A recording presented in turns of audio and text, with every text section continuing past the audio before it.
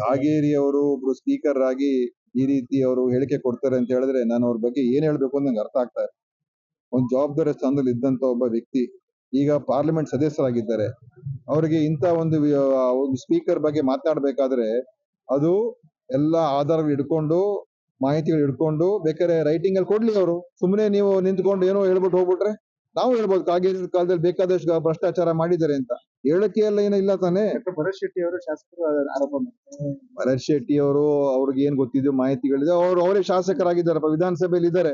ಅಲ್ಲೇ ಪ್ರಶ್ನೆ ಮಾಡ್ಲಿ, ಅಲ್ಲೇ ಒಂದ್ ಪ್ರಶ್ನೆ ಕೇಳಲಿ, ಈ ತರ ಎಲ್ಲ ನಡೆದಿದೆ, ಇದ್ರ ಬಗ್ಗೆ ತನಿಖೆ ಆಗ್ಬೇಕು ಅಂತ ಅವರು ಅನೇಕ ಸಮಿತಿಗಳಿದೆ, ಅಲ್ಲೂ ಕೇಳ್ಬೋದು, ವಿಧಾನಸಭೆಯಲ್ಲೇ ಕೇಳ್ಬೋದು, ಎಲ್ಲಾದ್ರೂ ಕೇಳ್ಬೋದು. ಸುಮ್ನೆ ಪ್ರಚಾರಕ್ಕೋಸ್ಕರ ಅವರು ಸ್ಪೀಕರ್ ಅವ್ರ ಮೇಲೆ ಈ ತರ ಹೇಳ್ತಾರೆ ಅಂತ ಹೇಳಿದ್ರೆ ನಿಜವಾಗ್ಲೂ ಕೂಡ ಅತ್ಯಂತ ಕೀಳಮಟ್ಟದ ರಾಜಕಾರಣ ಕಾಗೇರಿ ಅವರು ಮಾಡಿದ್ದಾರೆ. ಈ ಭರತ್ ಶೆಟ್ಟಿನೂ ಕೂಡ ಮಾಡ್ತಾ ಇದ್ದಾರೆ.